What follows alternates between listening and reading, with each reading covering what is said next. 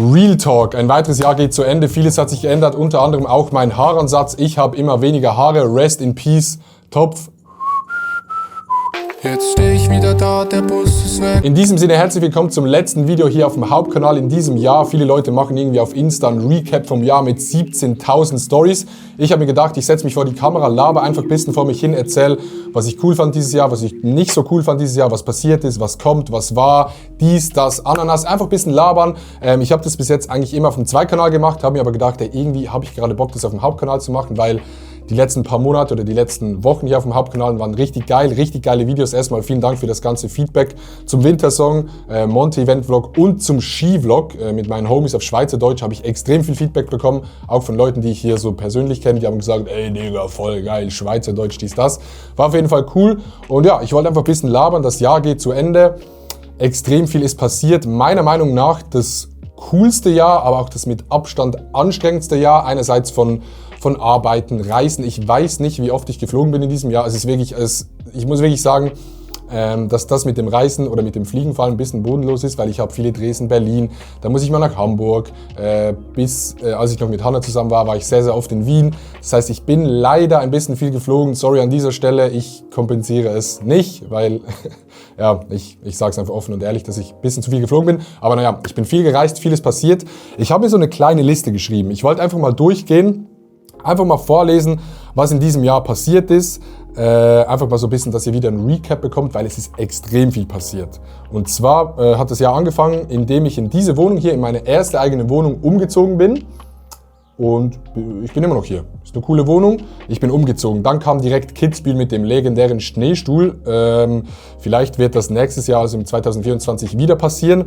Es gab die Winter-Streaming-Woche. Da waren wir eine Woche lang in Laax, live auf Twitch mit Milo zusammen. Paulo Muck war da. Noch andere Leute waren auch da. War auf jeden Fall eine sehr, sehr geile Woche. Wir sind Ski gefahren, wir haben Curling gespielt.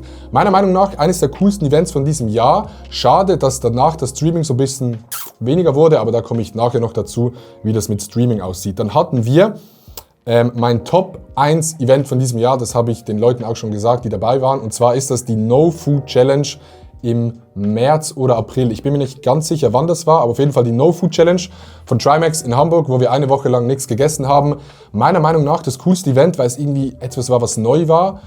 Es war eine richtig geile Truppe, es war eine Challenge und es war körperlich extrem gesund und ich habe extrem viel über Ernährung gelernt. Ich habe mich noch nie mit Ernährung befasst, so wie soll man sich ernähren, was soll man essen, was soll man nicht essen, was ist Fasten, dies, das, Ananas, wusste ich nicht. Und das habe ich dort so ein bisschen gelernt, hat mir extrem viel gebracht, allgemein im Leben und fand ich einfach vom Event her, von den Clips, wie es einfach war, das geilste Event von diesem Jahr. An dieser Stelle, Kuss geht raus an Max und Trimax für die Einladung, meiner Meinung nach das coolste Event. Dann ging es weiter mit St. Moritz, Skifahren mit Max, Niki, Phoebe, Marc Eggers war dabei und die ganze Truppe in St. Moritz mit dem Eligella Winter Cup, das war sehr, sehr funny. Dann hatten wir den Steak-Skandal, Malle Opening, war auch ein Event. Dann kam mein Schlagersong Egal raus, dann kam der Remix von Egal raus und dann haben wir den Song Egal und den Remix vor 6.000 Leuten live in Kroatien performt bei so einem bei so einer Abi-Reise, X-Jam hieß das, war auch sehr, sehr funny. Zusammen mit Paul habe ich das performt. Eines der most random Dinge, die ich jemals gemacht habe, war auf jeden Fall sehr, sehr lustig, aber auch sehr, sehr interessant. Dann haben wir den Podcast gestartet, zusammen mit Milo Totoro. Jede Woche kommt eine neue Folge. Dann kamen die ganzen Festivals. Ich war bei Perukaville, Frauenfeld, Deichbrand-Festival. Ich glaube, das war's, 3 Festivals, ne? Diese 3 Festivals war ich und dann hatten wir beim Beim Deichbrand-Festival hatten wir den Live-Podcast-Auftritt zusammen mit Django und Julie vor so 2000 Leuten. War auch richtig geil, hat richtig Spaß gemacht, hat auch nochmal so gezeigt, ey Digga, so Podcast von Leuten, das ist einfach geil, das macht Spaß, das macht Bock. Deshalb hoffentlich bald irgendwann wieder. Ich kann nicht reden. Dann kam die 100.000 Schritte Challenge zusammen mit Noah und Paul. Auch ein richtig geiles Event, ein Event, wo viele Leute gesagt haben, ey, ich habe das geguckt, hat voll Bock gemacht und das hat auch mir so gezeigt, ey Digga, Sport und Twitch und so meine Interessen, die ich persönlich habe, das lässt sich mit dem allen vereinbaren, was ich hier mache. So. Und das fand ich irgendwie cool, dass ich irgendwie so eine dumme Scheiße mache, die ich vielleicht auch privat machen würde, das aber streamen und Leute sagen, ey, voll geil, ich habe zugeguckt. Genau. Wird auf jeden Fall im 2024 nochmal gemacht und zu 100% geschafft. Also wir werden die 100.000 Schritte schaffen. Wir haben ja das letzte Mal bei 90.000 Schritten aufgehört. aber wir werden es schaffen. Die Revanche kommt mit noch ein paar anderen Leuten, da sind wir am Plan. Dann habe ich eine Kollektion geshootet mit Wesley zusammen, als Model-mäßig so, das war sehr, sehr cool. Da hängt irgendwo noch in meiner Wohnung vorne ein Plakat, das es dann auch zu verkaufen gab, richtig random von so einem Sideflip.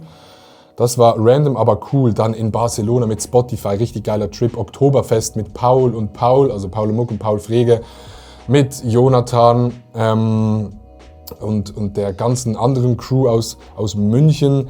Dann habe ich mit Stoke zusammen ein Format auf die Beine gestellt, und zwar draußen, wo wir mit Rappern irgendwas draußen machen, was nicht mit Rap zu tun hat, was nicht mit Musik zu tun hat. Also entweder Wandern, Kanufahren mit Chapo im Spreewald in Brandenburg. Auch ein sehr, sehr geiles Projekt, was aber auch sehr, sehr aufwendig ist, muss ich sagen. Dann hatte ich den Zivildienst im September. Ich muss ja immer noch in den Zivildienst gehen, weil das in der Schweiz obligatorisch ist. Shoutout an die Schweizer Regierung. Dann kam die Team Food Challenge, also die zweite Version der No Food Challenge, einfach in Teams Edition zusammen mit Niki. Das Ding haben wir gerockt.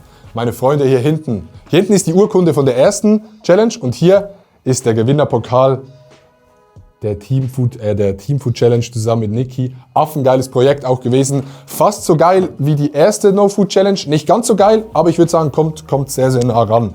Dann war Mallorca Closing, absoluter Fiebertraum. Ich weiß nicht, was dort abging.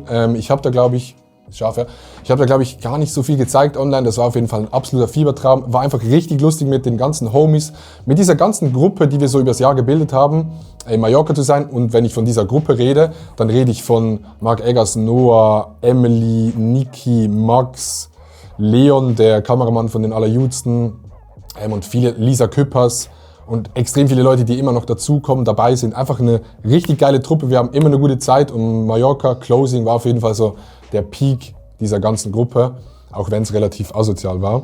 Dann war noch die Trennung mit Hannah, die war ja eigentlich schon im August, haben es dann aber im November oder Dezember öffentlich gemacht.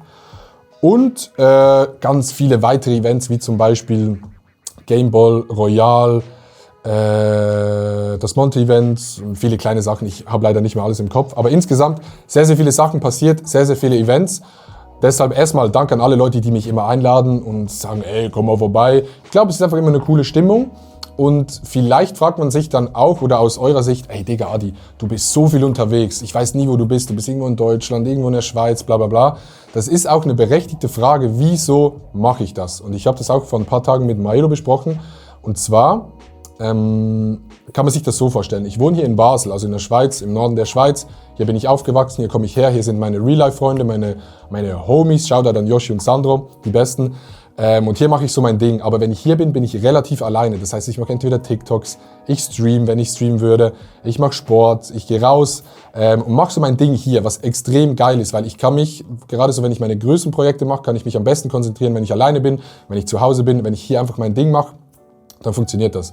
Aber ich habe übers Jahr so ein bisschen gemerkt, ey, wenn man immer hier ist und ich bin dann schon 2-3 Tage alleine, mache so meine Videos und so, dann ist das cool, aber irgendwie brauche ich auch ab und zu Leute und ich mag es einfach, und das ist der most obvious Grund, ich mag es einfach extrem, auf diesen Events zu sein. Einerseits kann ich natürlich einen Vlog machen, TikToks machen, aber ganz abgesehen davon tut es mir und meiner mentalen, gesundheitlichen Verfassung extrem gut, wenn ich bei Events bin, wenn man dort Leute trifft. Ich liebe das, Leute zu treffen. Das ist so wie, man muss sich diese Bubble vorstellen, wie so eine große Klasse, die sich gesplittet hat, aber immer wieder trifft an irgendwelchen Orten und man hat immer eine gute Zeit und es ist einfach cool. Und ich habe gemerkt, dass mir das gut tut, dass mir das extrem Spaß macht, weil wenn es mir nicht Spaß machen würde, dann würde ich das nicht machen, weil man muss ja schon viel reisen und so. Aber mir macht es Spaß, ich finde es cool. Shoutout wirklich an alle Leute, die mit uns immer eine gute Zeit haben, an alle Homies.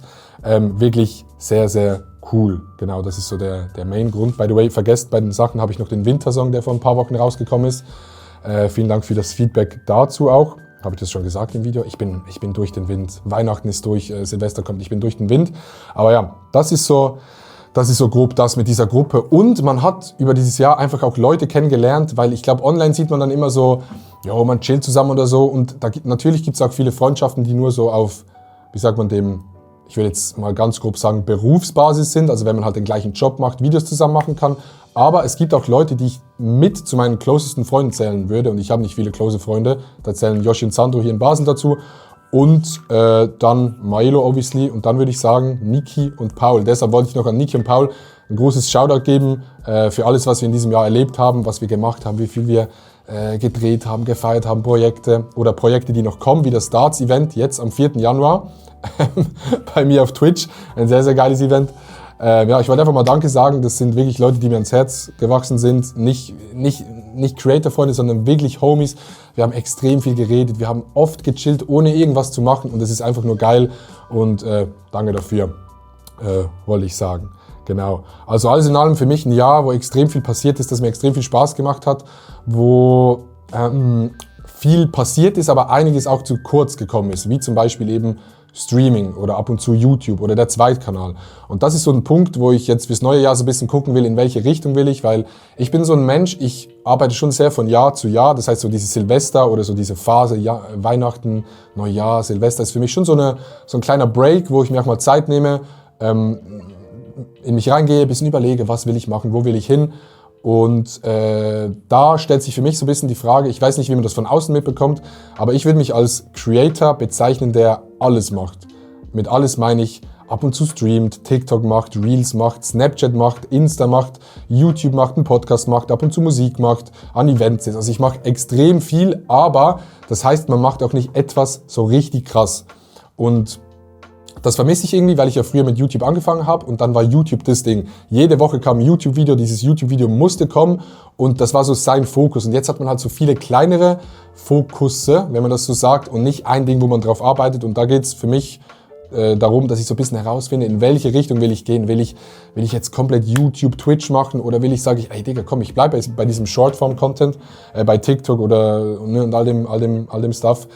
Das Ding ist halt, mir macht alles Spaß. Ich bin ein Dude, mir macht Spaß, Musik zu machen. Mir macht es extrem Spaß, mal ein richtig aufwendiges YouTube-Video zu machen. Aber mir macht es auch Spaß, ein dummes TikTok zu machen, das hochzuladen. Meine Interessen sind halt irgendwie so ein bisschen überall und deshalb ist es für mich extrem schwer zu sagen, yo, ich scheiße jetzt einfach auf das und mache nur noch das andere.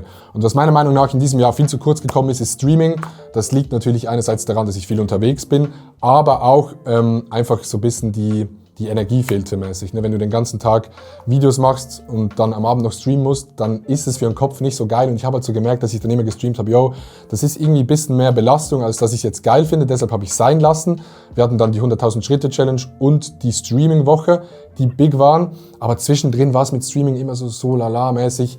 Und da muss ich mal gucken, wie ich das mache, weil eigentlich habe ich Bock auf Streaming, aber Streaming nimmt extrem viel Zeit ein, was man, glaube ich, von außen gar nicht so denkt. Aber ich finde schon, dass Streamen schon richtiges Arbeiten ist, also nicht nur vom PC sitzen und ich sehe das ein bisschen anders, deshalb muss ich da gucken, wie ich das am besten lösen kann. Aber ja, das sind so meine Überlegungen. Muss ich gucken, in welche Richtung ich da gehe. Aber alles in allem will ich mich gar nicht beklagen. Ein sehr, sehr cooles Jahr gewesen. Vielen Dank an euch, die immer alles geguckt haben, die ganze Scheiße, die ich mache. Ob es jetzt YouTube ist oder TikTok oder irgendein Song, wie egal, den ich, by the way, immer noch sehr, sehr cool finde. Oder jetzt ein Wintersong, der so ein bisschen auf Max Rabe angelehnt ist, der auch sehr, sehr cool geworden ist.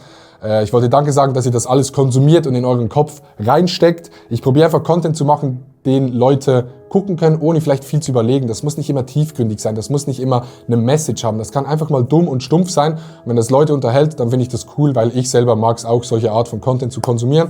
Deshalb mache ich das in diese Richtung. Genau. An dieser Stelle big Dankeschön. Es geht ins neue Jahr. Am 4. Januar, also schon in einer Woche, findet das Darts Creator oder der Darts Creator Cup 2024 statt in Köln. Wir streamen das Ding live auf Twitch.